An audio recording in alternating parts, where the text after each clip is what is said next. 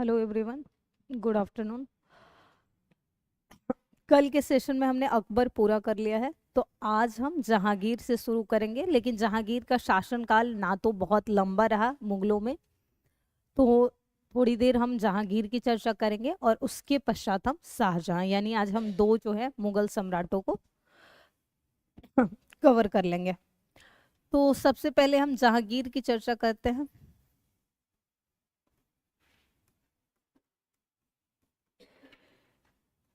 कब से कब तक शासनकाल रहा? 627 तक का शासनकाल। जहांगीर का जो जन्म हुआ है वो माना जाता है जोधाबाई से हुआ है। कल मैंने बोला था कि कई इतिहासकारों का मानना है कि जो हरखाबाई थी वहीं से जोधाबाई भी थी, लेकिन जो कुछ स्रोतों में लिखा हुआ है कि जोधाबाई जो थी वो जगत गोसाई के नाम से जानी जाती थी और वो उदय नारायण की पुत्री थी। कहाँ का शासक था उदय नारायण? में मेवाड़ का जो राजा था वहां की उनकी पुत्री, क्योंकि अकबर के समय पहली बार हमें मुगलों में राजपूतों के साथ वैवाहिक संबंध देखने को मिले थे, जिसमें उसने एक भारमल की पुत्री से भी विवाह किया था जो हरखाबाई कहलाई। लेकिन कुछ जगह है कि हरखाबाई ही जोधाबाई थी, लेकिन ऐसा प्रश्न पूछा नहीं जाएगा। लेकिन जो लिखा है कि जिससे जन्म हुआ है वो जो थी उदय नारायण की पुत्री, राणा उदय सिंह था उसकी पुत्री से हुआ था। जहांगीर के जन्म के पीछे का कॉन्सेप्ट आपको पता है कि जब पुत्र की प्राप्ति नहीं हो रही थी तो ये अजमेर शरीफ जो है वहां पर जाते थे हमेशा चादर चढ़ाने। तो वहां शेख सलीम चिश्ती से इन्होंने जो है दुआ की थी कि अगर मुझे पुत्र की प्राप्ति होगी। तो वहीं पुत्र की जब प्राप्ति हुई तो इन्होंने आगरा के किले में सफेद संगमरमर से शेख सलीम चिश्ती का मकबरा भी बनवाया और अपने पुत्र का नाम भी सलीम रख दिया बचपन में। तो जहांगीर जो है बचपन में सलीम के नाम से जाना जाता था। जब अकबर की मृत्यु हो जाती है, कब हुई अकबर की मृत्यु? 605 में। तो यहां पर क्या हुआ कि जो जहांगीर था, अकबर था, उसने अपने जीवन काल में ही अपने इस पुत्र को, क्योंकि कई पुत्र होते थे, तो इस पुत्र को जो है क्या करके गया था कि उत्तराधिकारी घोषित होगा। यहां तक कि अपने जन्म काल में भी इसके सर पे ताज रखा था। लेकिन कुछ जो दरबार के लोग थे वो चाहते थे कि जहांगीर के स्थान पर शासक जो बने वो शासक बने शहजादा खुसरो, जो कि अकबर का ही पुत्र था, ये चाहते थे। लेकिन जहांगीर को शासक अंततः बनाया गया। इसे जो लोग चाहते थे उसमें दो लोगों का नाम प्रमुख है। एक मिर्जा अजीज कोका, कहाँ का शासक था? अकबर ने अपने शासन काल में मिर्जा अजीज कोका को कहाँ का शासक नियुक्त किया था? जो अकबर के उस अभियान से लौटने के पश्चात कुछ महीनों बाद मिर्जा बंधुओं ने मुगलों पर ही आक्रमण किया था। और यही वजह थी कि दोबारा जो है अकबर गए थे वहां पर अभियान स्वयं करने और वहां पर जीत कर मानसिंह को वहां का जो है गवर्नर नियुक्त करके आए थे। गुजरात का अभियान, अहमदनगर में नहीं, गुजरात के अभियान में भेजा था। जब वहां पर ये विजय जब दोबारा प्राप्त है हो करते हैं तब बुलंद दरवाजा का निर्माण करते हैं। उसी समय ये पुर्तगालियों से मिलते हैं, क्योंकि गुजरात का जो एरिया है, जो खंभात का, दो वहां पर उसे क्या बोलते हैं, पेनिनसुएला। तो एक खंभात वाला और एक उसके ऊपर रण ऑफ कच्छ वाला। तो ये जो है मिर्जा कोका था। और एक जो बनाना चाहता था उसका नाम था खुसरो, को जो बनाना चाहता था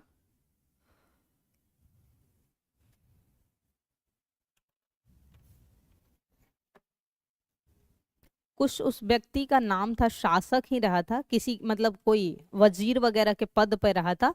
वो भी चाहता था कि जो शासक बने वो खुसरो बने, लेकिन अंततः जो है सलीम शासक बनता है। शासक बनने के शुरुआती ही समय काल में जो सबसे प्रमुख कार्य किया जाता है, ये कई तरह की नीतियों की घोषणा करता है बदलाव के लिए।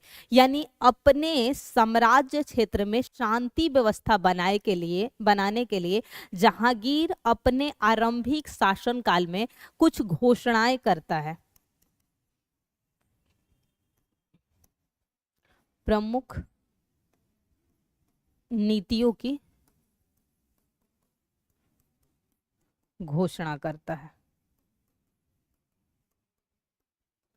उन प्रमुख नीतियों में क्या क्या था वो लिख लीजिए। जब वो घोषणा करता है तो उसमें जो प्रमुख प्रमुख घोषणाएं थी वो कौन कौन सी थी। और हाँ, एक बात और याद रखिएगा, इस जो घोषणा की गई थी उस घोषणा को उसके शासनकाल में दस्तूर ए अमल कहा जाता था। अमल करना होता है ना, वैसे ही इन नीतियों को मानना था। तो लिख लो क्या क्या, सुधार के लिए, यानी चाहे वो प्रशासन हो, न्याय व्यवस्था हो, शांति व्यवस्था हो, उसके लिए शुरुआती यानी कि अपने आरंभिक काल में, आरंभिक दौर में पहला लिखो जकात व तमगा कर पर निषेध या प्रतिबंध। जकात कौन सा कर होता था? तमगा कर पर निषेध। तमगा कर क्या होता था? लिखवाया है मैंने। जब बाबर ने दूसरे वाले में इस पर प्रतिबंध लगाया था, जब बाबर के शासनकाल में जब दूसरा युद्ध हुआ था, उसमें तमगा कर जो होता था मुस्लिमों से व्यापारिक कर लिया जाता था। मुस्लिमों से लिया जाने वाला व्यापारिक कर, क्योंकि इसके पिता का शासनकाल जो था वो सार्वभौमिक सहिष्णुता पर था, तो वहां हिंदू। और जकात कौन सा कर होता था? मुस्लिमों पर लगाया जाने वाला धार्मिक कर होता था। धार्मिक कर लगाया जाता था जकात। नेक्स्ट लिखो, किसी की मृत्यु होने पर यदि उत्तराधिकारी ना हो, किसी की मृत्यु होने के पश्चात यदि उत्तराधिकारी ना हो तो उसकी संपत्ति का सार्वजनिक कार्यों में प्रयोग। किसी की मृत्यु के पश्चात यदि उसका उत्तराधिकारी न हो तो उसकी संपत्ति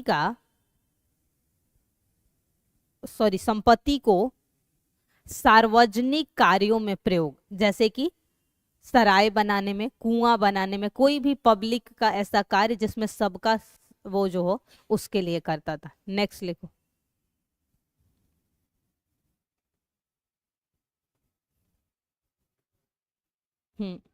बोलना है।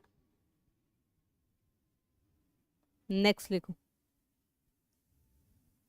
मनसबों व जागीरों का प्रमाणीकरण यानी सर्टिफिकेशन।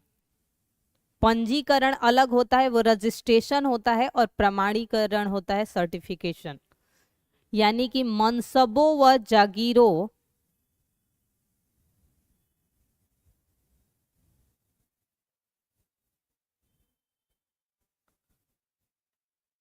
का प्रमाणीकरण, उनको रखना पड़ता था प्रमाण।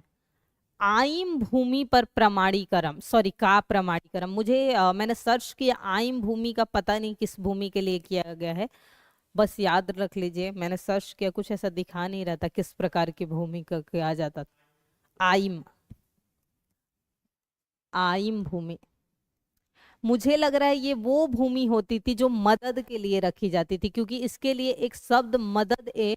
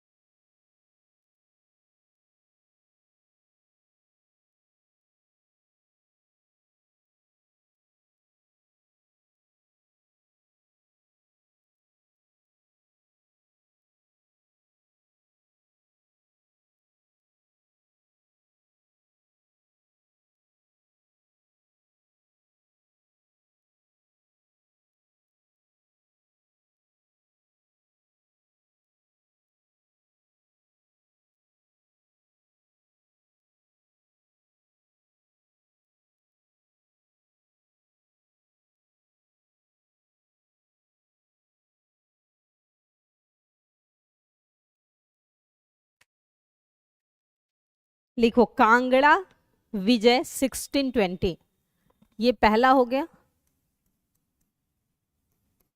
दूसरा कांगड़ा अभियान 1620।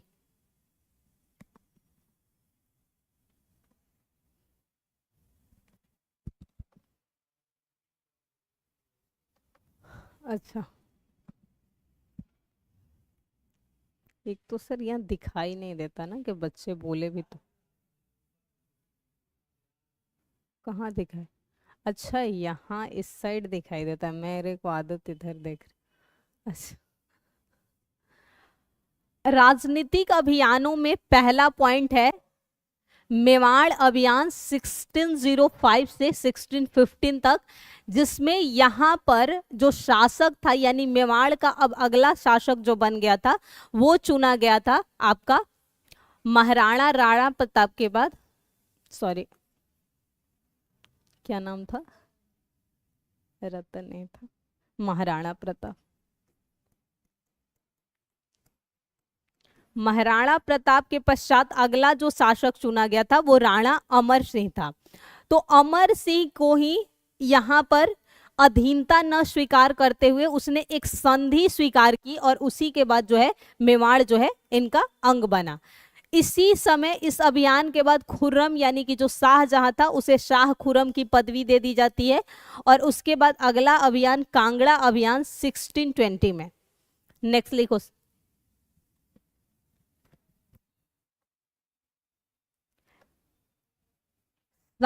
शाह खुर्रम के नेतृत्व में, कांगड़ा अभियान में लिखो, शाह खुर्रम के नेतृत्व में किले की घेराबंदी,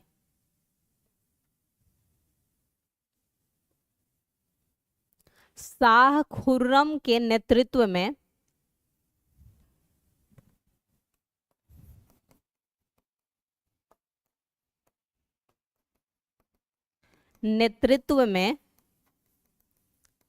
किले की घेराबंदी।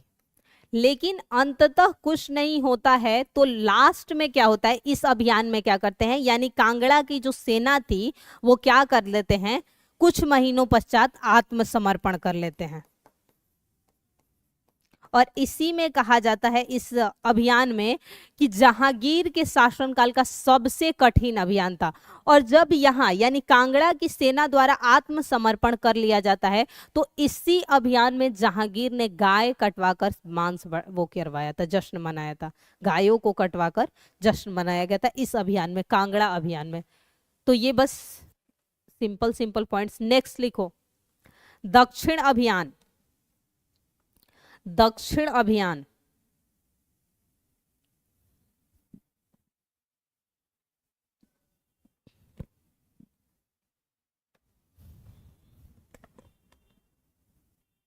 हमने बात की थी, जब अकबर की बात की थी तो अकबर में हमने क्या पढ़ा था कि खानदेश अहमदनगर वगैरह क्षेत्रों पे उसने अधिकार किया था, लेकिन पूर्ण अधिकार वहां नहीं उसे प्राप्त था। तो क्या हुआ, इसी बात, क्योंकि मुगलों के बीच में जैसे ही कमजोर स्थिति दक्षिण की तरफ होती है तो वहां पर एक वजीर जो है मलिक अंबर, वो क्या करता है, इस बात का फायदा उठाकर अहमदनगर के पूर्वी क्षेत्र पर अधिकार कर लेता है। तो फिर से पूर्वी क्षेत्र पे जब अधिकार कर लेता है तो फिर से उन पर आक्रमण किया जाता है। तो उसी आक्रमण के दौरान एक घटना हुई थी, जिसे लिखो लिखो अहमदनगर के वजीर मलिक अंबर ने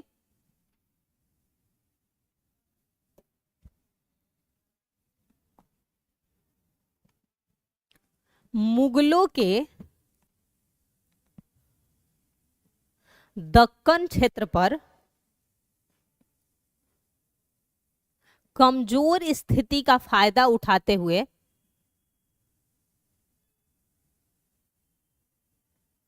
अहमदनगर के पूर्वी क्षेत्र पर अधिकार कर लिया। सेंटेंस ये है कि अहमदनगर का वजीर उस समय कौन है, मलिक अंबर। मलिक अंबर को जैसे ही लगता है कि दक्कन की तरफ मुगलों की स्थिति कमजोर होती है, तो उस बात का वो फायदा उठा के क्या करता है, अहमदनगर के पूर्वी क्षेत्र पर अधिकार कर लेता है। अब होता क्या है कि पूर्वी क्षेत्र पर अधिकार कर लेता है, तो लिखो पहला पॉइंट, अब लिखो क्योंकि वो तो स्टोरी है। पॉइंट है 1617 यानी 1617 में अहमदनगर और मुगलों में संधि, यानी जहांगीर के शासनकाल में अहमदनगर और मुगलों के मध्य एक ट्रीटी साइन की जाती है। 1670 में अहमदनगर व मुगलों के मध्य एक संधि, और इस संधि के पश्चात क्या होता है, उस समय बीजापुर का शासक हमने कई बार आदिल शाह ही था, तो आदिल शाह क्या करता है, फिर जो कहाँ का शासक था, बीजापुर का, उसी समय खुश हो गए जहांगीर ने जो है उसे एक उपाधि दी थी, फरजंद की उपाधि कहलाता है।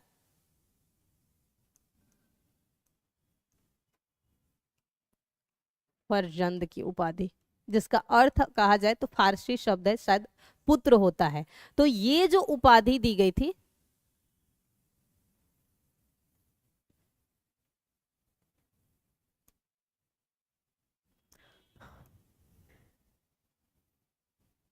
लिख लो,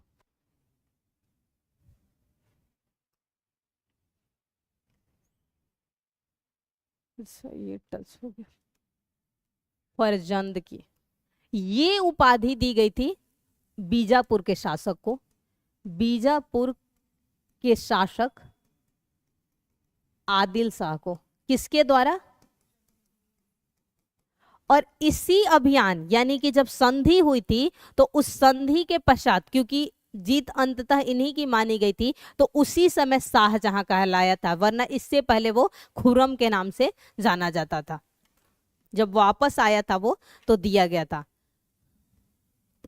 फिर कुछ समय पश्चात क्या होता है, क्योंकि संधि किससे होगी, अहमदनगर का वजीर कौन था, अहमदनगर का वजीर मलिक अंबर।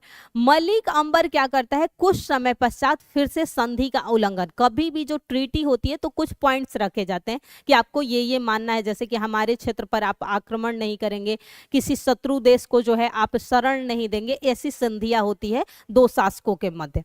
तो क्या करता है, जैसे ही वो उल्लंघन करता है इस बात का मलिक अंबर, तो होता यह है कि फिर से लिखो कि 1617 से एक एरो निकाल के लिखो, 1620 में पुनः मुगलों के विरुद्ध विद्रोह किसने किया, ये विरुद्ध, हाँ मलिक अंबर किया। क्योंकि संधि में हमेशा क्या होता है कि आप जो है आक्रमण नहीं करेंगे, तो उल्लंघन भी किसने किया, मलिक अंबर ने ही उल्लंघन करते हुए 1620 में जो है आक्रमण कर दिया।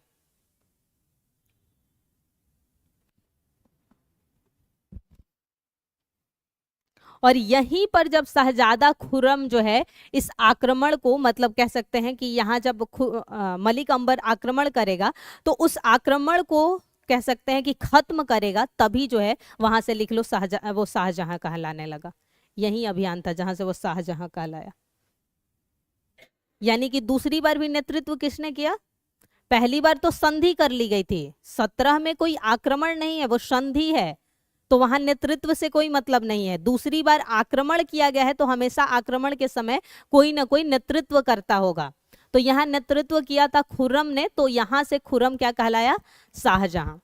फिर लिखो नेक्स्ट 1622 में अहमदनगर, 1622 ईस्वी में अहमदनगर पुनः मुगलों के नियंत्रण से बाहर, पुनः मुगलों के नियंत्रण से बाहर। ये सब डायरेक्टली प्रश्न नहीं पूछा जाएगा, पर स्टोरी पता होगी तभी रिलेट करके सही जवाब दे पाओगे, क्योंकि अब सीधे प्रश्न नहीं पूछे जाते हैं। 1626 में क्या होगा कि जो मलिक अंबर है उसकी मृत्यु हो जाती है, और कहा जाता है कि यहाँ पर इसने यानी दक्षिण भारत में पूछा जाता है कि अकबर के शासन काल में जो भूमि व्यवस्था थी वो किसने लागू की थी? टोडरमल द्वारा लागू किया गया था। लेकिन प्रश्न ये पूछा जाए कि दक्षिण भारत में टोडरमल की भू राजस्व व्यवस्था जो थी वो किसने लागू की थी? तो याद रखिएगा मलिक अंबर ने। यानी कि अकबर के शासनकाल में भू राजस्व व्यवस्था किसने? टोडरमल ने। लेकिन टोडरमल की वही व्यवस्था दक्षिण भारत में किसने लागू किया था? तो याद रखिएगा मलिक अंबर ने लागू किया था। लेकिन आगे हम फिर देखेंगे कि शाहजहां के शासनकाल में क्या होगा, रैयत की जगह कौन सी व्यवस्था ला दी जाएगी? रैयतवाड़ी था शेरशाह अकबर, और यहां भी देखने को मिलेगा, यानी डायरेक्टली फार्मर से कंसल्ट करना होगा। लेकिन शाहजहां के शासनकाल में जाके इसके जगह पर ठेकेदारी जो कि इजारेदारी प्रथा होती है, जो बोली लगा के की जाती है, वो लागू कर दी जाएगी। नेक्स्ट लिखो, कंधार की पराजय।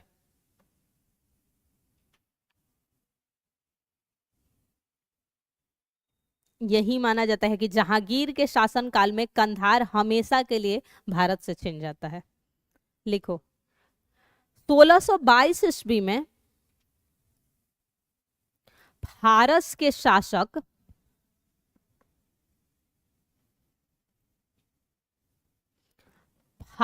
शासक शाह अब्बास ने कंधार मुगलों से पुनः छीन लिया।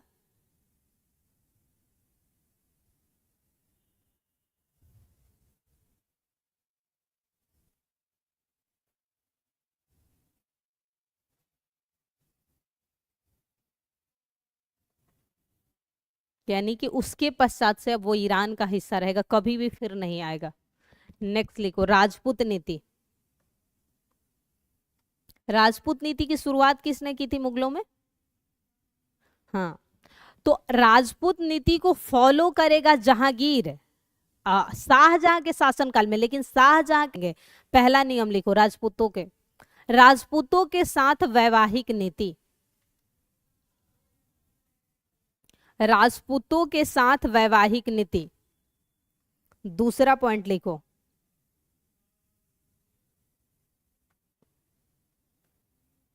राजपूतों को बड़े पदों जैसे सूबेदार, मनसब,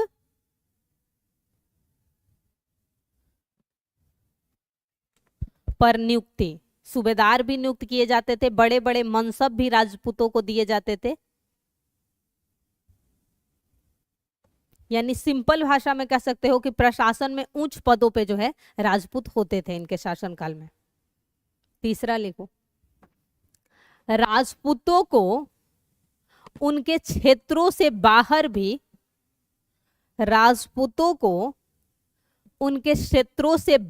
भी मनसब प्रदान। यानी जरूरी नहीं है कि जो राजपूत क्षेत्र होगा सिर्फ वहीं का मनसबदार उसे या वहीं का मनसब दिया जाएगा, उससे बाहरी क्षेत्र का भी राजपूतों को दिया जाता था। नेक्स्ट लिखो, धार्मिक नीति।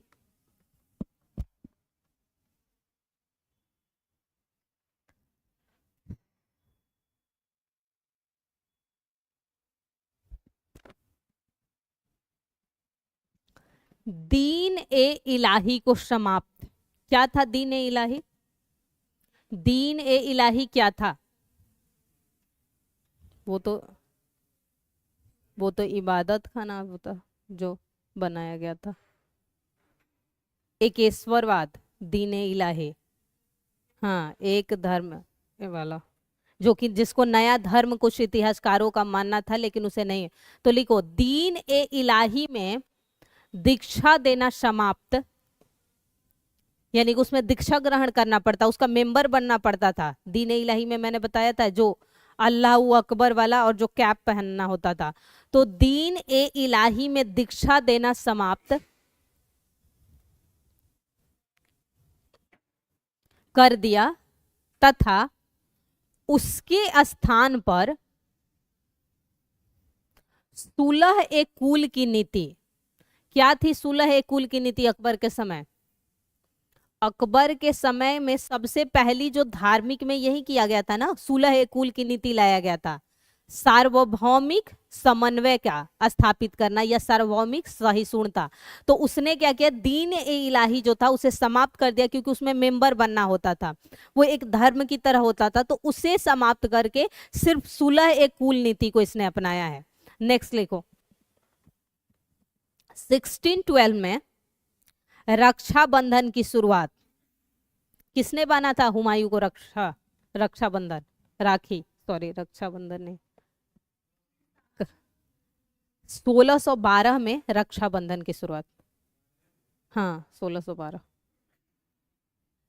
कर्णावती राजपूत शासिका थे, राजपूत शासिका कर्णावती ने हुमायूं को पहली बार राखी बना था, मदद मांगी थी तब, किसी अन्य राजपूत शासक के खिलाफ जब मदद के लिए भेजी थी तब राखी बांधी थी, तभी से शुरू कर दिया गया था।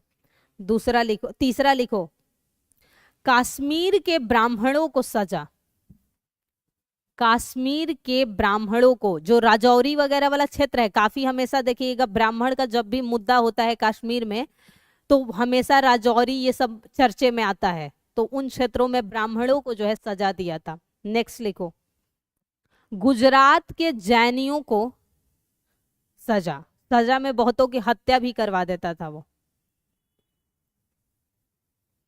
अजमेर में वराह मंदिर नष्ट करवाया। वराह मंदिर किस ईश्वर से संबंधित होना चाहिए? हाँ, विष्णु के ही वराह अवतार होता है।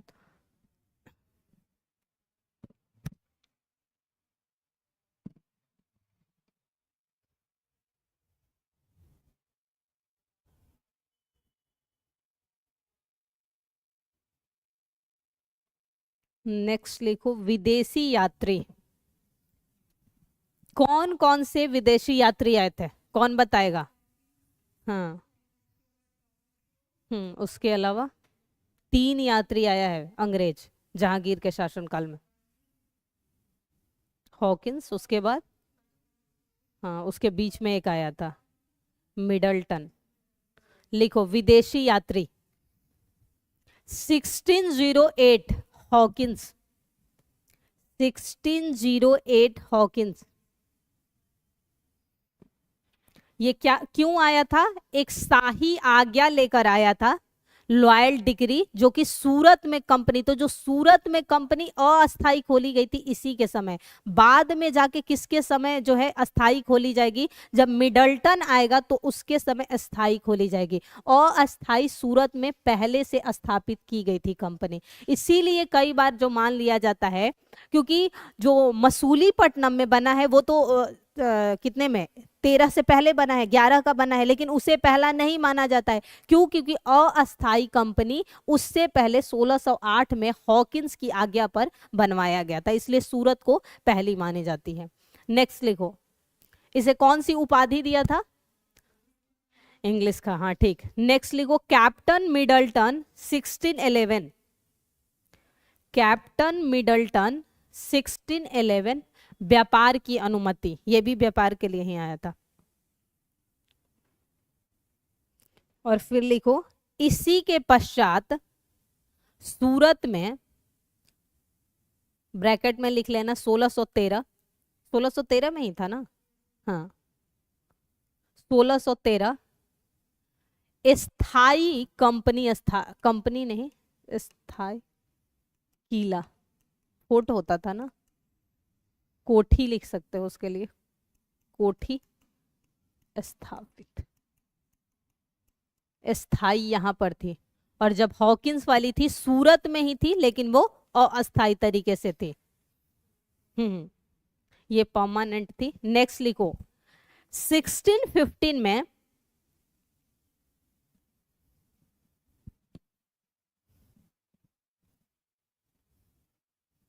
जेम्स प्रथम द्वारा,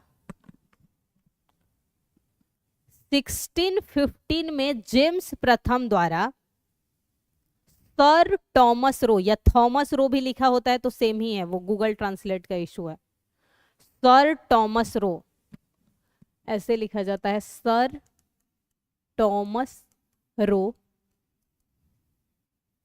के हाथों एक पत्र लिखकर अकबर के दरबार में भेजा गया। इसने भिजवाया अकबर के हाथ के पास पत्र था, यानी कि जेम्स प्रथम को इस बात की जानकारी नहीं थी कि अकबर की मृत्यु हो चुकी है। तो जेम्स प्रथम ने सर टॉमस रो के हाथों जो पत्र भेजा था वो अकबर के नाम पर भेजा था, लेकिन जब ये पहुंचा यहाँ तो इसे इस बात की जानकारी मिली कि तब तक जो है अकबर की मृत्यु हो गई है। तो ये किससे मिलता है? जहांगीर से मिलता है। और जहांगीर से मिलने के पश्चात एक संधि होती है। इसने कोई आज्ञा नहीं लाया था, बल्कि एक व्यापारिक संधि यानी ट्रेड ट्रीटी की जाती है। और उस ट्रीटी में क्या था वो पॉइंट लिख लो। मुगल क्षेत्र के सभी भागों में, मुगल क्षेत्र के सभी भागों में व्यापार की अनुमति। ट्रीटी में 2 पॉइंट थे जो ट्रेड ट्रीटी हुई थी सर टॉमस रो और जहांगीर। एक तो था सभी भागों में, तथा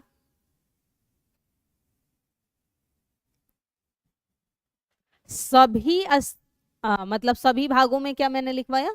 व्यापार करने तथा फैक्ट्री स्थापित करने, व्यापार करने तथा फैक्ट्री स्थापित करने का अधिकार।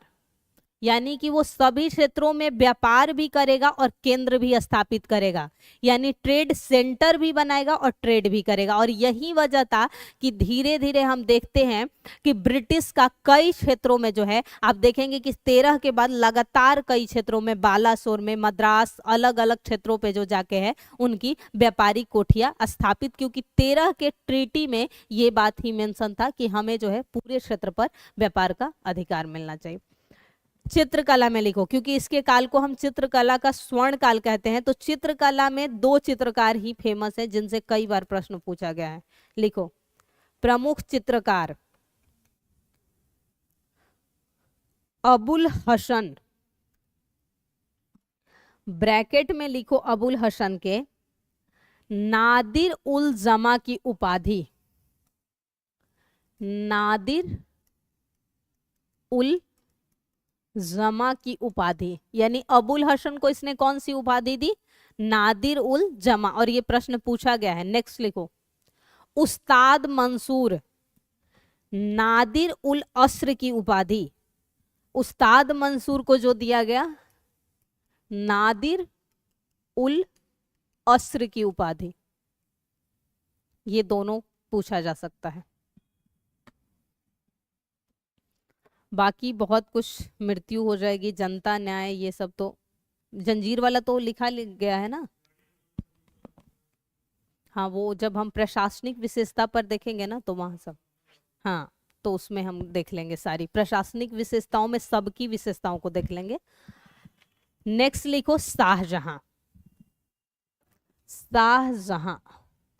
अब इसकी मृत्यु होती है 1627 में, लेकिन शाहजहां कब से शासक बनेगा? 28 में, क्योंकि पहली बार कहा जाता है, देखो जहांगीर के समय भी उत्तराधिकार की बात हुई थी, लेकिन वहां कोई लड़ाई नहीं लड़ी गई है जिसकी वजह से, लेकिन शाहजहां के शासनकाल में हमें लड़ाई भी देखने को मिलती है उत्तराधिकार के लिए। और यही वजह है कि यहाँ पर जो है फिर वो क्या बोलते हैं 1628 से जाकर जो है शासक बनता है। तो अब लिखो शाहजहां 1628 से 1658। अकबर और औरंगजेब का शासन का लगभग लगभग एक ही रहा है। जितने साल अकबर का शासन रहा उतने औरंगजेब का शासन काल रहा। शाहजहां कैसे बना? पहले खुर्रम, फिर शाह खुर्रम और फिर शाहजहां बना अहमदनगर के विजय के पश्चात। हुआ ये कि जब जहांगीर की मृत्यु हो जाएगी 1627 ईस्वी में, तो शाहजहां और इसका एक भाई था, भाई नहीं इसका तो भाई ही था, जिससे नूरजहां की बेटी, पहले पति की बेटी की शादी हुई थी। कौन था? शहरयार। इन दोनों के बीच अब जब तक ये जहांगीर की मृत्यु जब होती है तो शाहजहां उस समय दक्षिण अभियान के लिए गया हुआ था। तो यहाँ पर नूरजहां ने अपने दामाद ही, उसका तो दामाद लगा, जहांगीर का वो पुत्र है लेकिन उसका तो दामाद हुआ, तो उससे यहाँ का शासक घोषित कर दी शाहयार को। अब जब खुर्रम यहाँ वापस आता है तो फिर जो है यहाँ पर वो युद्ध लड़कर खुद शासक बनता है। लेकिन क्या इससे पूर्व वो कहाँ का जागीरदारी, क्योंकि जो शासक का बेटा होता था, जो राजकुमार कहलाता था, या तो वो कहीं सूबेदार पद पे होता था, जागीर उसी को कहते हैं, जागीरदार होता था, या गवर्नर वगैरह पदों पे नियुक्त होता था। तो शाहजहां अपने शुरुआती समय में याद रखेगा, ये हिसार व फिरोजाबाद का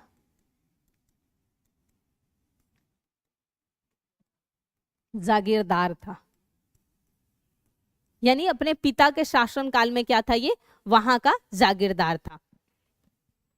1627 में जब खुर्रम और शहरयार के मध्य विवाद होता है तो फिर क्या होता है कि दो लोग शाहजहां का साथ देते हैं। जैसे कि वहां पर किसका साथ दे रहे थे, खुसरो का साथ दे रहे थे। यहां पर 1627 की घटना है, किसके मध्य विवाद हो जाएगा, शाहजहां शहरयार के मध्य विवाद होगा। और इस विवाद में शाहजहां का साथ जो देते हैं, एक वकील के पद पर था और एक दीवान के पद पे था। उन दोनों व्यक्तियों का नाम लिख लो। आसफ खां, याद करिए हमने जब अकबर के शासन काल की बात की थी तब मान सिंह और आसफ खान ने किस युद्ध में नेतृत्व किया था, दोनों ने, हाँ, हल्दी घाटी के युद्ध में दोनों ने। तो लिखो आसफ खां, लेकिन वो आसफ खां अभी नहीं है, मतलब इसका भी नाम आसफ खां है, वो अभी तक जिंदा नहीं। हाँ, तो आसफ खां वकील के पद पे था। लिखो आसफ खां व अबुल हसन की सहायता से, आसफ खां व अबुल हसन की सहायता से शाहजहां अगला शासक नियुक्त।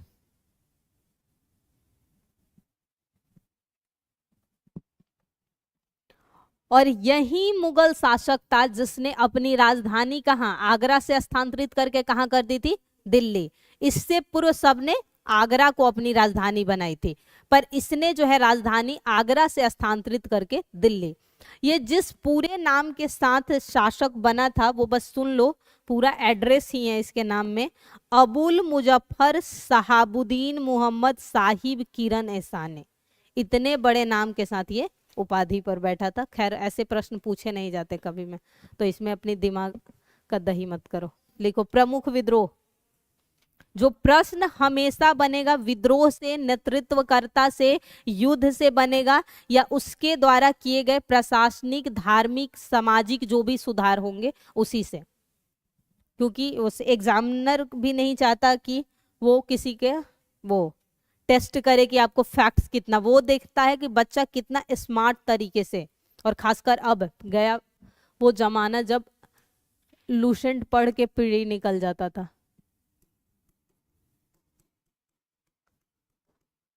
प्रमुख विद्रोह में लिखो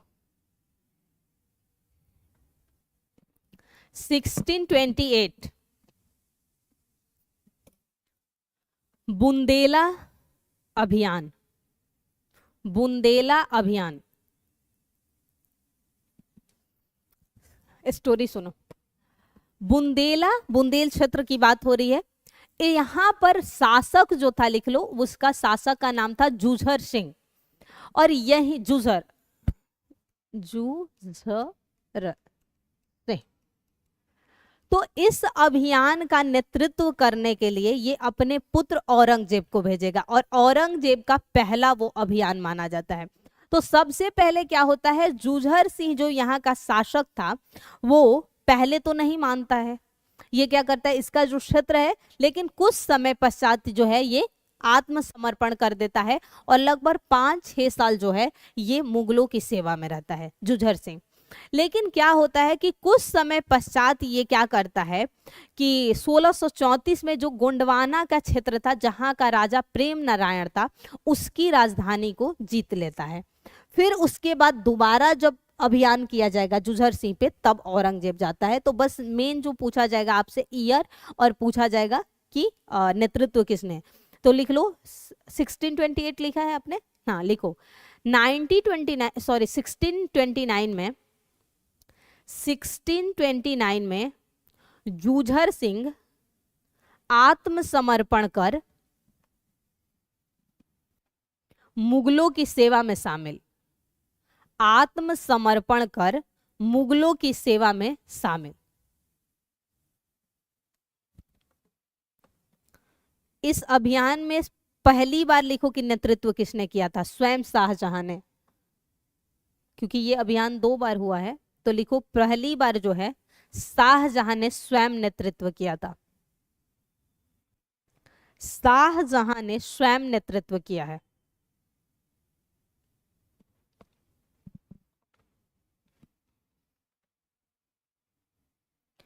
अब ये कितना 29 में आत्मसमर्पण किया, लगभग 4-5 साल सेवा में रहता है। और फिर ये 1634 में, उस समय बुंदेला की राजधानी कहाँ थी, बुंदेला जो क्षेत्र मध्य प्रदेश और उत्तर प्रदेश का कुछ हिस्सा जो होता है, 1634 में ये क्या करते हैं, बुंदेला की राजधानी जो है ओरछा वापस चला जाता है। कौन चला जाता है, जूझर सिंह। 4-5 साल सेवा करता है, फिर वापस चलता है। जब ये वहां जाता है तो वहां जाने के बाद 1635 में ये गोंडवाना के क्षेत्र पर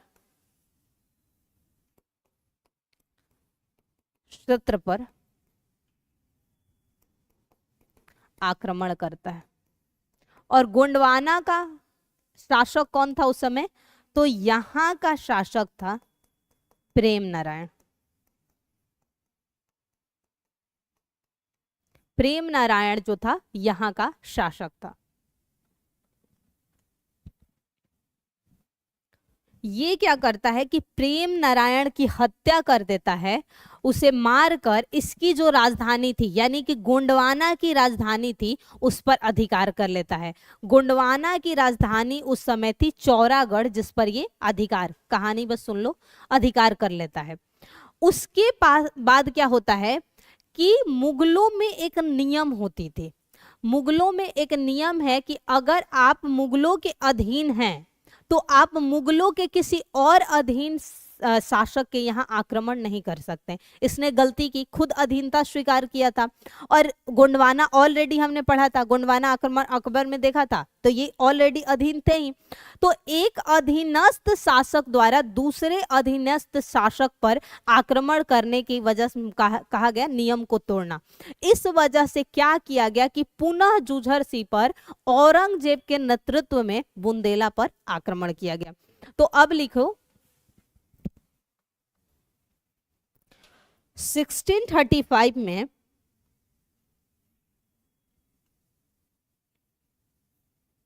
औरंगजेब के नेतृत्व में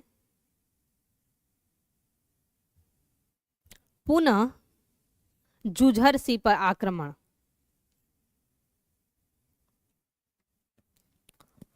और यहीं पर माना जाता है कि ये फिर जब ये क्या बोलता है, क्योंकि इन्होंने मांग क्या रखी थी, जब ये गोंडवाना का क्षेत्र जीता था तो इन्होंने मांग रखी थी कि आधी जागीर दे दो, लेकिन जूझर सिंह देने से मना कर दिया था। तो इसीलिए किसने आक्रमण किया, औरंगजेब ने। बाद में जो है माना जाता है शायद 1635 में ही जूझर सिंह की मृत्यु हो जाती है, और फिर यह आंदोलन आक्रमण जो है, यह अभियान जो है समाप्त हो जाता है। नेक्स्ट लिखो, खान ए जहां लोदी का विद्रोह, खान ए जहां लोदी का विद्रोह। कौन होगा, लोदी है तो अफगान शासक होगा, लोदी जो थे अफगान होते। खान ए लोदी जहां का विद्रोह, पहला हमने क्या विद्रोह पढ़ा इसमें, बुंदेला अभियान।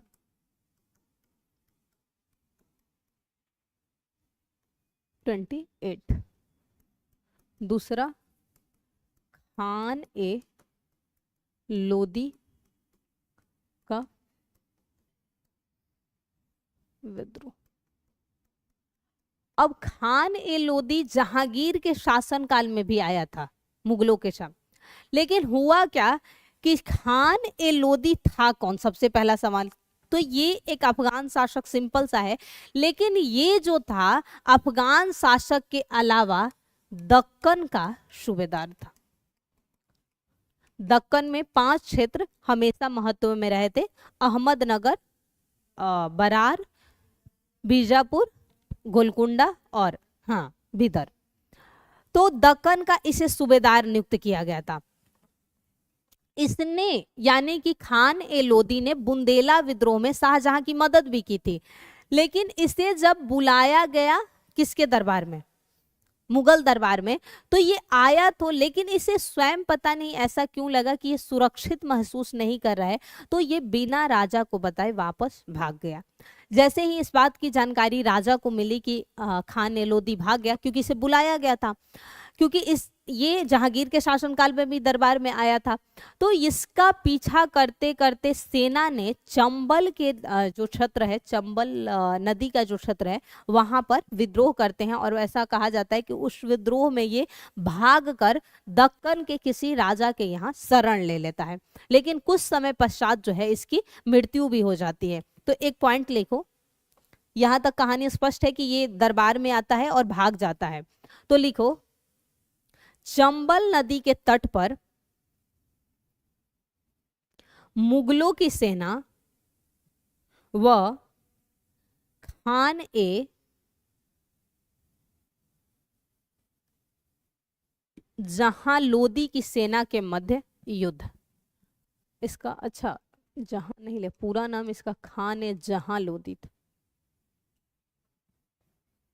खान ए जहां लोदी की सेना के मध्य युद्ध।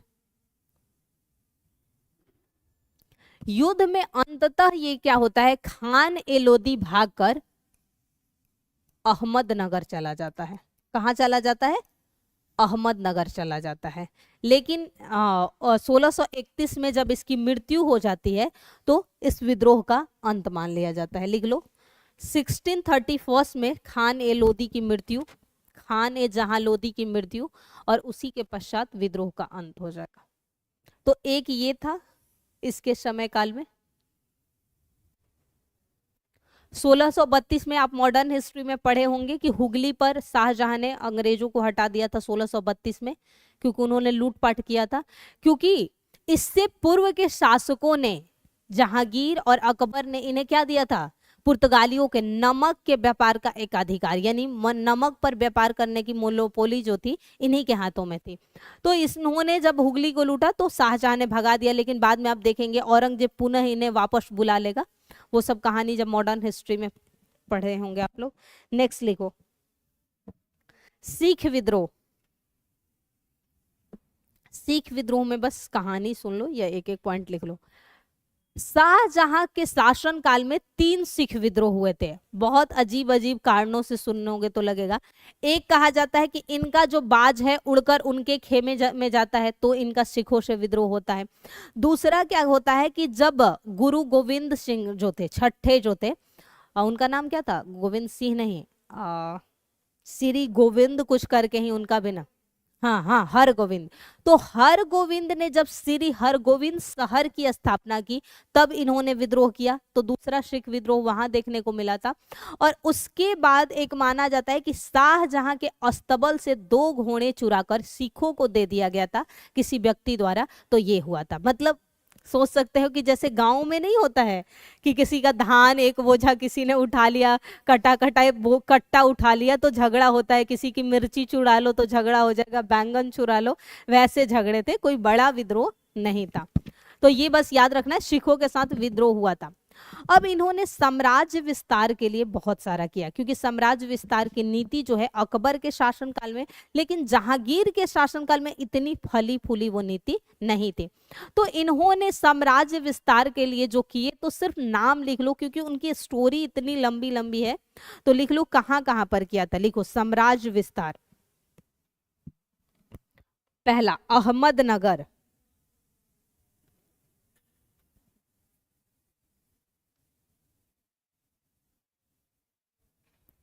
इसी अहमदनगर में किसने जाकर शरण ली थी, खान ए लोदी ने शरण लिया था।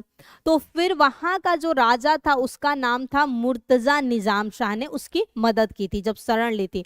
तो फिर क्या हुआ था कि शाहजहां ने इस पर आक्रमण कराया था और बाद में 1633, क्योंकि 32 में ही ये फिर मर जाता है और 33 तक अंत होता है, तो 33 में जो है जीत लिया जाता है अहमदनगर को। तो लिख लो सिर्फ 1633 में अहमदनगर पर मुगलों का अधिकार। सिंपल लिखो क्योंकि स्टोरी बहुत लंबी लंबी है।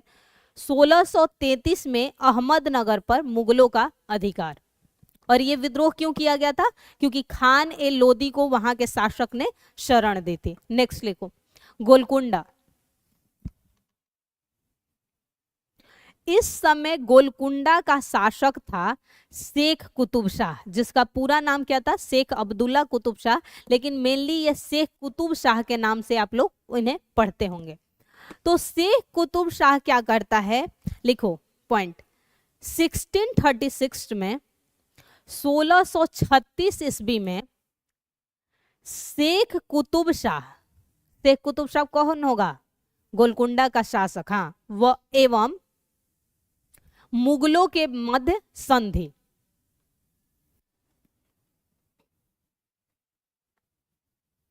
औरंगजेब, ये तो पता है 2 बार दक्षिण का सूबेदार रहा था, तो उस समय भी दक्षिण का जो सूबेदार था वो औरंगजेब ही नियुक्त था। औरंगजेब अपने पिता के शासन काल में 2 बार जो है दक्कन का सूबेदार रहा है।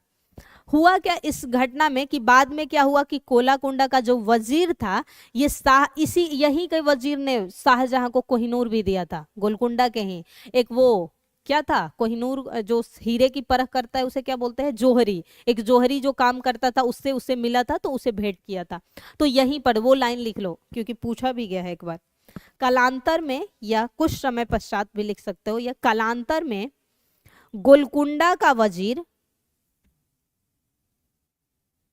मुहम्मद सईद, ब्रैकेट में लिख लो, उसको जिस नाम से जाना जाता था वो मीर जुमला कहलाता था, क्योंकि मोहम्मद सईद कम जगह ही पूछा गया है, जो पूछा गया है वो मीर जुमला लिखा गया है।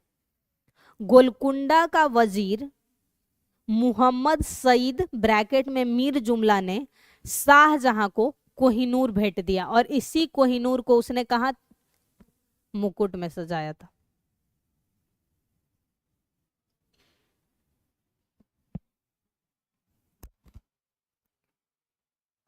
वैसे दक्षिण भारत के अभियान का उद्देश्य ही क्या था इसका? दक्षिण भारत पर मुगलों का, क्योंकि मराठों का दक्कन में नियंत्रण था, तो उसपे इनका मेन पर्पस ही था कि दक्कन पे नियंत्रण बना, क्योंकि वहां मराठे मजबूत थे, ये और अहमदनगर को पूरा नष्ट करना इनका मेन उद्देश्य था दक्षिण अभियान का। नेक्स्ट लिख लो बीजापुर।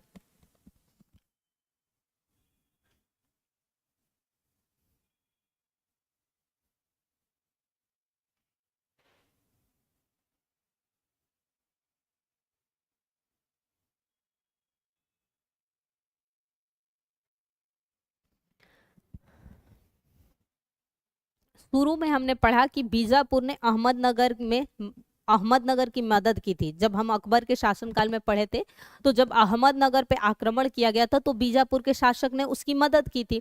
तो इस बात से चल ही रहा था विवाद। फिर क्या हुआ, इसी बीच कई घटनाएं होंगी, जैसे कि मराठा वहां पर मजबूत थे, तो वो भी चाहते थे कि यहाँ पर जो है वहीं रहे, तो उस वजह से भी मुगल कई बार पीछे हो गया था, यानी बीजापुर पे शासन नहीं बना चुका था। हुआ क्या था कि 1636 में भी क्या हुआ था कि शाहजहां ने वहां पर जाने की कोशिश, अकबर के शासनकाल में भी हमने देखा था कि संधि वगैरह कई होता है। तो अंततः लिखो जो घटना हुई है इसमें मेन 1636 में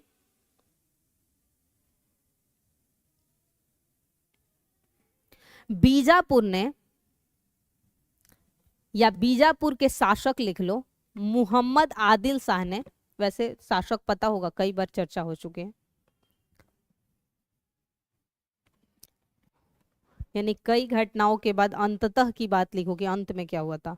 1636 में बीजापुर ने मुगल आधिपत्य स्वीकार कर लिया, यानी किसके शासनकाल में आकर? शाहजहां के शासनकाल में आया। अब 1636 में इसके अतिरिक्त और किसने किसने स्वीकार किया? तो लिखो इसी वर्ष गोलकुंडा ने मुगलों से संधि की, इसी वर्ष गोलकुंडा ने मुगलों से संधि की।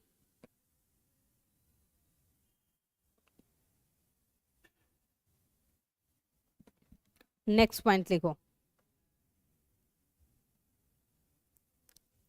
वर्ष 1636 में शाहजी भोंसले ने, कहां से थे ये भोंसले, कहाँ के थे?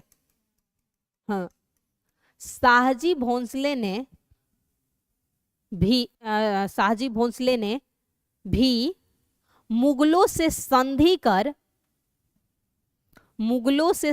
कर बीजापुर की सेवा स्वीकार की। अब बीजापुर में किसे सेवा में रख दिया गया? भोंसले को। और भोंसले में कौन? शाहजी भोंसले जो थे। तो इसीलिए 1636 के जितने भी संधि हुए थे दक्षिण भारत में सबसे महत्वपूर्ण माने जाते हैं। बीजापुर ने भी संधि कर ली, गोलकुंडा ने भी स्वीकार कर लिया, और यहाँ पर भोंसले को वहां पर सेवा में भेज दिया गया। कहां पर? बीजापुर की सेवा में शाहजी भोंसले चले गए। नेक्स्ट लिखो।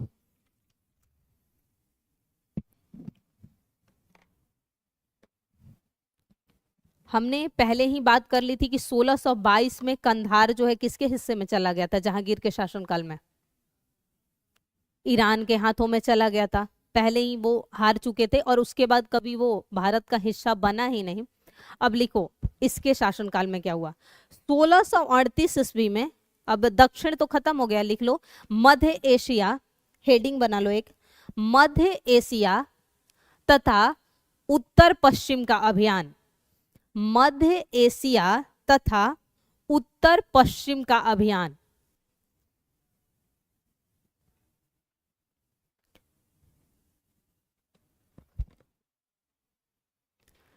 सोलह सौ 38 में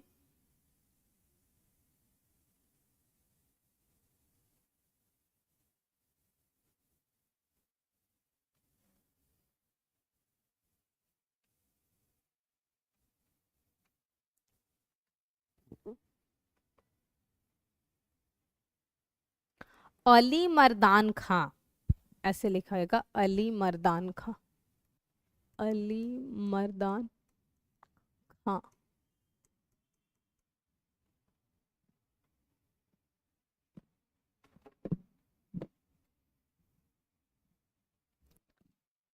ईरान के शाह को हराकर या पराजित कर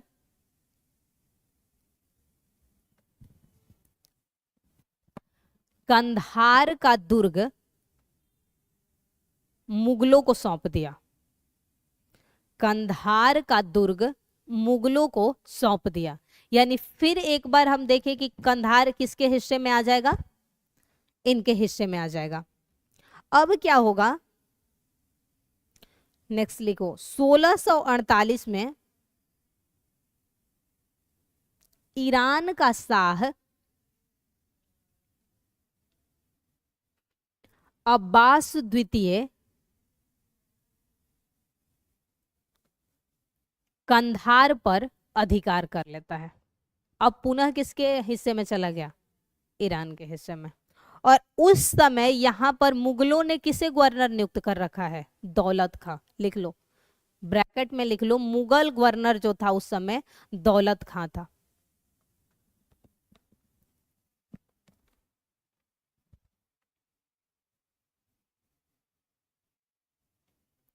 अब यहां पर 3 बार अभियान किया गया कंधार को पाने के लिए।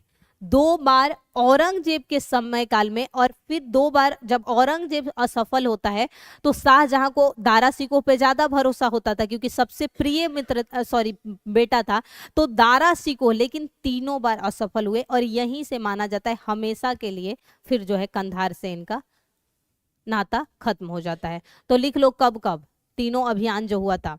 1649 और 1652 में औरंगजेब के नेतृत्व में, 1649 और 1652, 1649 एंड 1652 में औरंगजेब के नेतृत्व में, तथा 1653 में दारा सिकोह के नेतृत्व में, हाँ 1653 यानी 1653 में दारा सिकोह के नेतृत्व में कंधार पर हुए आक्रमण में अंततः असफलता ही हाथ लगी।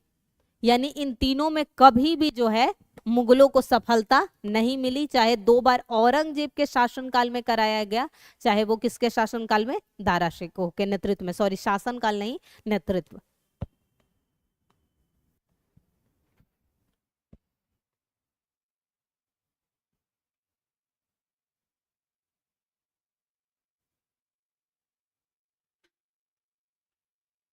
तो ये कुछ अभियान थे जिनमें शाहजहां ने किया था।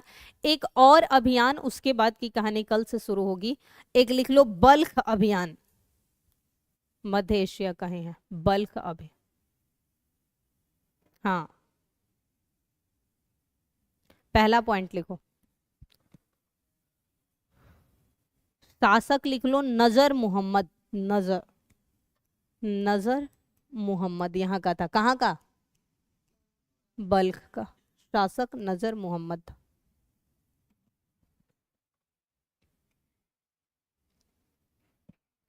तो जब नजर मोहम्मद शासक था तो इसका सिर्फ बल्ख पे अधिकार नहीं था, एक क्षेत्र है बुखारा क्षेत्र वहां कहलाता है, वहां पर भी अधिकार था। लेकिन नजर खां के, सिर्फ स्टोरी सुन लो, इसी के पुत्र ने अपने पिता से विद्रोह किया और उसने बुखारा पर अधिकार कर लिया। तो सिर्फ अब इसका अधिकार कहाँ रह गया, बल्ख वाले अब क्षेत्र पर। लेकिन बल्ख वाले क्षेत्र पर जीत हासिल करने के लिए इसने मदद मांगी अपने पिता के पुत्र के खिलाफ। तो भेजा किसे गया, शाहजहां के 4 पुत्र थे, शाह सुजा, मुराद, औरंगजेब और दारा सिकोह, 4 पुत्र थे। तो शाहजहां ने अपने पुत्र मुराद को भेजा। मुराद गया, लेकिन मुराद की बेवकूफी कह सकते हैं या अदूरदर्शिता के कारण फिर जो है वो हार जाता है, कौन, नजर मोहम्मद। और बल्ख भी किसके हिस्से में आ जाता है, मुगलों के हिस्से में आ जाता है। तो इसके समय के प्रमुख अभियानों में से याद रखिए। राजनीतिक जो है नीतियां देखनी है, क्योंकि शाहजहां तक राजपूत नीतियां चलती हैं, औरंगजेब के समय हमें नहीं मिलती। भले सबसे अधिक शासक हिंदू होंगे पर राजपूतों से नहीं देखने को मिले। तो ये सभी जो है कल चर्चा होगी। धार्मिक कुछ सुधार आंदोलन भी उसके समय काल में देखने को, बहुत सारे स्थापत्य के कला में किए गए हैं, तो उन सब की चर्चा कल के सेशन में हम करेंगे।